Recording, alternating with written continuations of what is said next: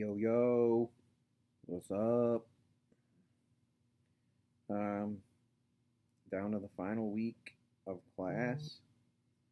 Um, so get your comments right, and I posted the paper topics and stuff like that. So if everybody's good to go with that, um, then that's great. Papers due Friday, but you can have the weekend um, if you need it. So technically, the hard due date is Sunday midnight. Um, all right, get to talk about Bo Burnham today, and he's one of my favorites to talk about, because there's so much to talk about, and I'm always amazed that people haven't heard of him, especially after Inside. So Inside was his last special, and he made it during COVID. It took him like a year to do. He did it by himself, right? Written, directed, edited, like produced, shot, did everything by himself in a room, right? And it was this transcendent piece of not just comedy but art.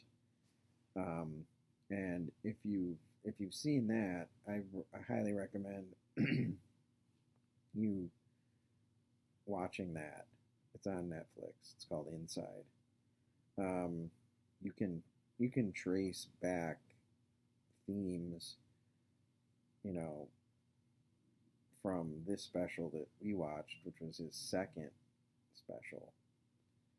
Um, Themes of uh, like some of you mentioned, like anxiety, mental health, our culture, the internet, you know, the impact of the internet and things like that. And it's really interesting to track a lot of the subject matter that he's talking about, and you kind of witness his own deterioration. Um, so he was signed by Comedy Central at 17 years old, which is just, it's mind blowing to think about that. Like, you guys are all probably in your 20s, right? Ish. And like, you haven't been signed by Comedy Central yet. I always think that. I'm like, oh man, what am I doing with my life? Like, this is um it's just crazy. And he did his first special when he was 19. And that's impressive, right? You can see the seeds of this artist that he was destined to become, that he was insistent on becoming, right? Um, and what he does, and you get it here in this special, in all his specials, it's almost comedy about comedy, right? Um, he's doing this thing that really challenges the form of stand up, right? He's moving around, he's got all these instruments and props and, you know, all this kind of stuff and all the pre programmed stuff. It's not traditional stand up. But there are times in his specials, more so in the first two, I feel like, than the last two, where he does. No, I'm not gonna say that. All of his specials have this tone that is critical of traditional stand-up comedy, where it's almost like anyone can do that. Like, right, where he'll be like, he'll comment on, people say that what I do isn't stand up. He's like, do you want me to do stand up? I can do stand up. And then he mocks the conventions of traditional stand up. And I think that's something that his comedy is really good at, and it's not necessarily subtle, but it's like we should be doing more, right? Comedy has the ability to do more, and we're just reducing it down to black people are like this, white people are like this. Isn't that hilarious? Like, that's such a cop out. It's almost irresponsible. He's saying it's almost irresponsible as a comedian to go on stage and just do jokes, right? Um, that have little to no import. I think that's that's one reason I love him is because he's hyper aware of himself and his place. He was constantly checking uh, checking himself against what he thinks the culture thinks of him. It's like he knows all this stuff, you know. Um, he knows what people are saying, and that's what a lot of good comedy does. It anticipates the criticisms and it addresses them before you can make them, you know. And that's, I mean, it goes down to um, this idea that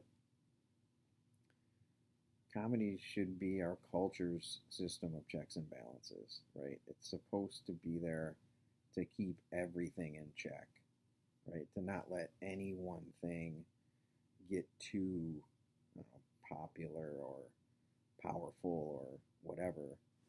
Um, Comedy needs to be there to sort of level the playing field. And there are some comedians who are invested in that, and there are some comedians who don't care about it. Um, like the government is supposed to have a system of checks and balances in very much the same way.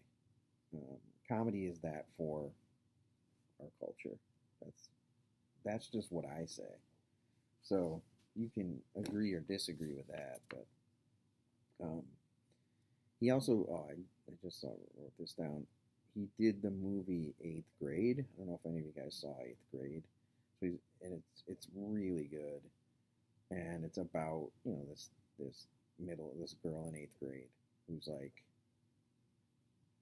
just a regular girl in eighth grade, and just the anxiety and the body image and the phones and the internet and like bullying, like all that stuff in a very honest way, not like in a cheesy fucking teen rom com type of way. Um, so, and he also directed Tambourine, the Chris Rock special. Um, so that's kind of cool too.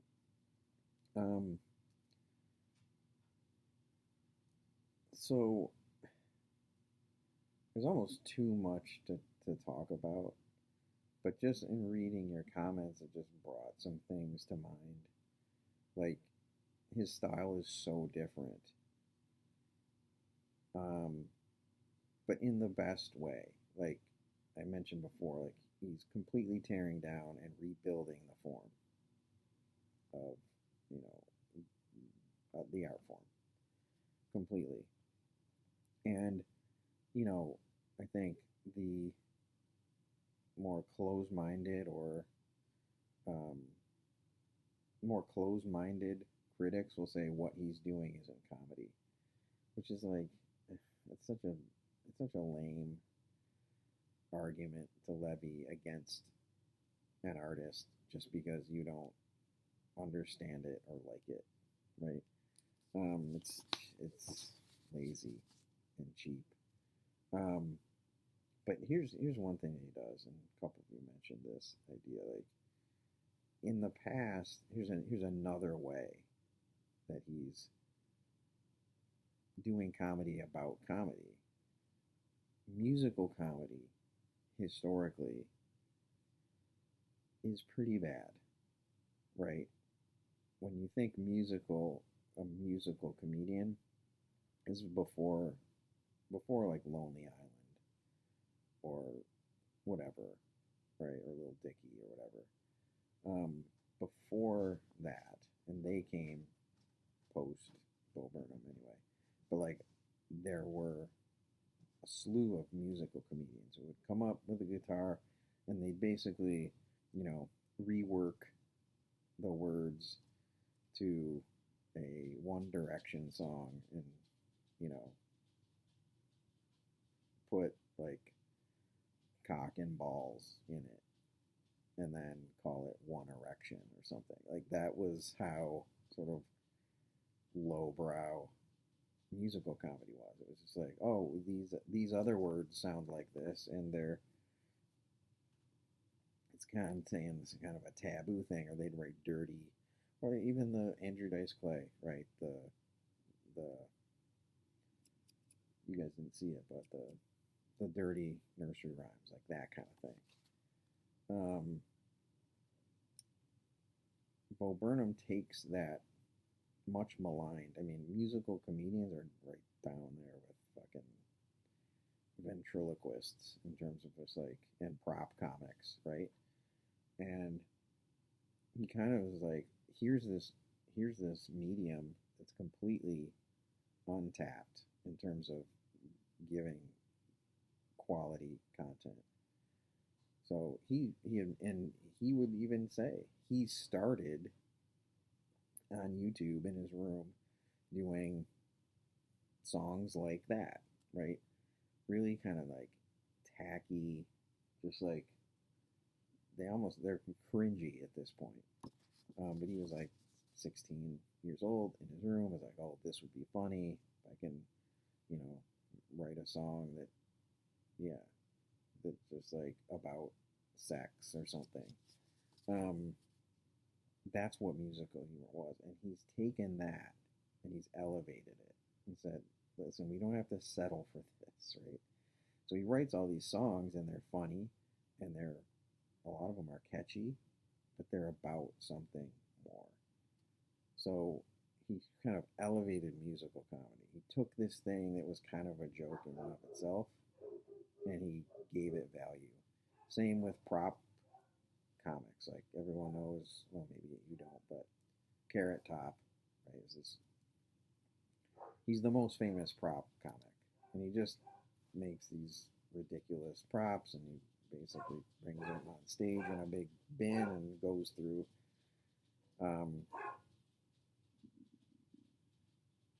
Burnham does that to some extent. He's got a ton of props on stage that he uses, the glitter and, you know, all that kind of stuff. He's taking that and saying, like, this doesn't just have to be dumb, right? It can be valuable and still, you just need the right mind. You need to be able to think critically. You need to be able to look at things a little deeper. Yeah, I wrote making musical comedy meaningful as a metaphor, if that makes any sense, right? And again, he's aware of it. He's aware of it. That what people think, oh, he's just this pretentious kind of asshole, right? That's the whole closing song, which is so cool, right? We think we know you. Um, oh my God, we think we know you. We think we know you, and that's like, you know, yeah, the Hollywood suit who assumes he's just another shitty comedian um, who doesn't like write a funny song about Facebook. See, that's a perfect example. Like the industry and the culture at large thinks about music. They're like, write a funny song about Facebook, you know, which he would later do in Inside. He writes a funny song about Instagram. So it's this. It's really, yeah. You really have to watch if you have the time and care enough to watch all of his specials in order. Um, it's just, it's really a master class in how the brain, how our cognitive faculties factor into comedy.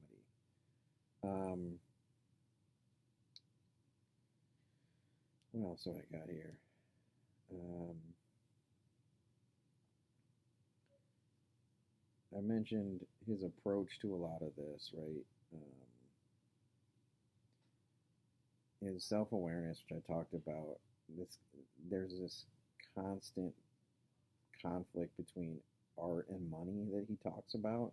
That I think he again carries all the way through to inside. He's talking about, it's ridiculous that I get. It's this relationship with the audience that he has. He's like, I need you, but sometimes I kind of hate you and you need me and all this kind of things. Like, you pay me for this, and I'm just like, why? Like, he's at least invested in it. He mentions Carlin. Um, he refers to Carlin in multiple specials, right? He's aware of his history, the history of the form and all those kinds of things. Um, and there's just a lot of there's just a lot going on beneath the sort of flash of this performance, in particular. This idea that comedy can be more than we make it, uh, and you know, Derek mentioned it. The sketch or the bit that really sort of brings it all together for me and for this class is the left brain, right brain, right? He does that bit where the left brain and brain are fighting against each other, right? Creativity versus reason, um, that whole dynamic. And he really breaks it down in a clinical way, but in a funny way, in terms of like how he wrote, you know, each part back and forth, and uses the sort of disembodied voice, and ultimately they comes to the conclusion, like, what can we do, which is again what I've been talking about this whole session, and for years before this whole session, was like, there is a thing we can do that embraces both the rational mind and the sort of silly mind, I guess, or the cognitive and the creative or whatever. And it's comedy. Like, that's the thing. So he does this whole bit that, in a really unique way, explains, like, comedy doesn't have to just be jokes. You should say at least once a day, I never thought of it that way. Genuinely say about something, I never thought of it that way. If you're saying that once a day about something, you're opening yourself up to learning and growing and becoming a better person. A lot of times we just don't do that. We like to think that we have thought about everything. Um, and we're never willing, or we're rarely willing, to give someone else credit for thinking of something differently, if that makes any sense. Like, yeah, whatever. Instead of saying, you know what, I never thought of it that way. Like, that's a real good way to open yourself up to the world. And I think that's where Bo Burnham starts. It's like trying to think about things in a different way, as it were. So that the left brain, right brain is just, if I had to show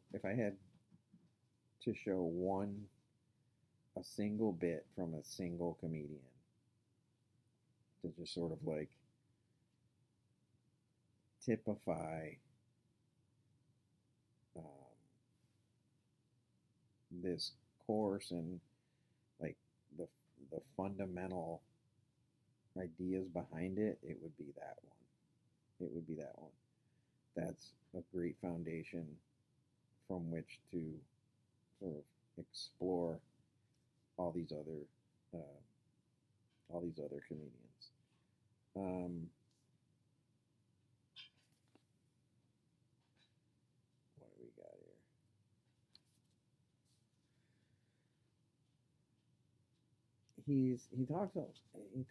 not not directly, but he talks a lot about looking inside ourselves for the answers, almost this obsessive self awareness. Um, I think our culture struggles a lot with being aware of who we are. There's just so many ways to sort of block that. We don't have to know who we are, like at our core, because there's so many artifices we can put up to, to sort of deflect who we really are, right? Social media and the internet are huge. Like you can create your perfect identity on Instagram or whatever it is, right? Be like, this is a very cultivated version of yourself. That's not really you at all, right? You say the perfect thing every time, and you have the pictures, and the pictures are filtered and all these kinds of things, and like, no, this is who I want people to think I am, not necessarily who I am. And he's, I think, really in touch with that because he came up through, right? He's the only comedian really that we've watched so far that's like sort of this generation, right? He turned 30. He's early 30s now. But that's another point I forgot. Like, um, Aaron mentioned this idea that like he came from YouTube, right? And this is my point about what comedy can do. Like, he 100%, he got signed to Comedy Central for these silly, stupid songs that he was doing in his room. He 100% could have done that for the rest of his career and probably made a ton of money and made zero difference in the world. But he chose not to. Like, name a YouTuber. I guess Mr. Beast does this, but it's rare that a YouTuber who started and got YouTube famous basically went on to do something as big and impactful and meaningful as Bo Burnham. So he's proof that yes, you can come out of this cesspool of content for the most part, and this, you know, this thirst for likes and validation and all these kinds of insidious things and fame and all that stuff, and have some integrity and try to make change and try to use it as a platform for something bigger than just your own personal like fame and fortune. Um, like that's rare. Like you have to admit um, that that's rare. But he gives you this blueprint. He was one of the first big YouTube people too. So like he he navigated that um, pretty deftly. That's a word. And got to this point. Um, so that's something to think about. Um, that's something to think about too. Um, there's he kind of draws this fine line between self-deprecation and self-evaluation. Like I always use the example, like another of my favorite comedians is Louis C.K. It's like Louis C.K. does a lot of self-deprecating stuff. Louis C.K. knows he's an asshole, right? And Bo Burnham's trying to figure out if he's an asshole, which is such an it's two different, completely different processes. Um, and I think you're really watching Bo Burnham in this special, especially. Yeah, you're watching him try to figure out, am I an asshole or not, right? And he's kind of back and forth and back and forth. Um, which I think is a good. It's a good thing. Um, and all the mental health stuff he's talking about here, again, would become more of a focus and more exacerbated between there and inside, which was in 2020, um, and the special in between, which was Make Happy. It's a great. I should have posted it for you guys. He does a Kanye type rant that really gets into um, sort of this progression or regression that he's going through. What else we got? Yeah, comedy about comedy, as I mentioned before.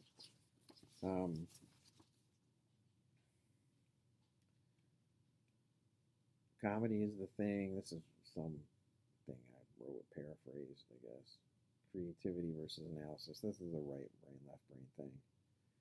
Um, Comedy is the thing that incorporates the light and the heavy, the left and the right, the joke and the meaning.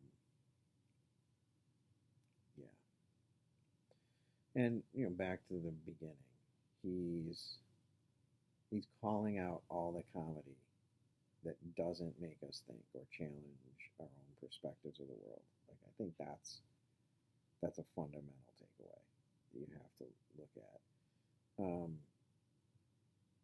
And he is repeat stuff in this. I think it is. That's a 100%. This is his knowledge and his connection to stand up.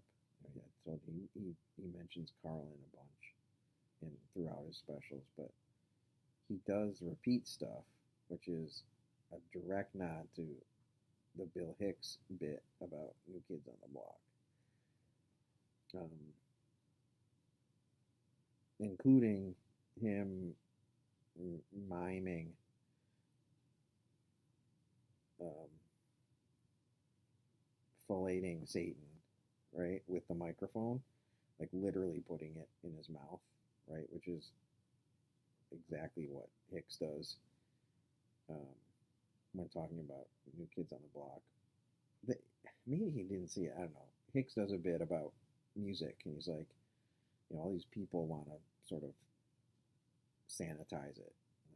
Like, he's like, I want my rock stars to rock. I want my musicians to rock. I want them to, play with their heart and give me music that moves me, not fucking new kids who have sold themselves out and they're sucking Satan's dick and all that kind of stuff. So here's repeat stuff.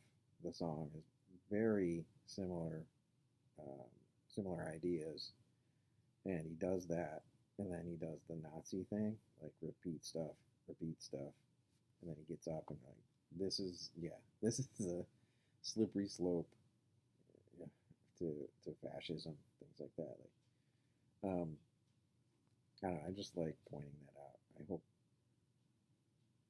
hope you guys remember the Hicks joke about that. Um, Comments? What do you guys got here?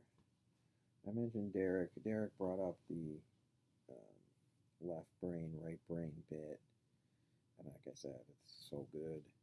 Um, he also used the term comedic intelligence, which I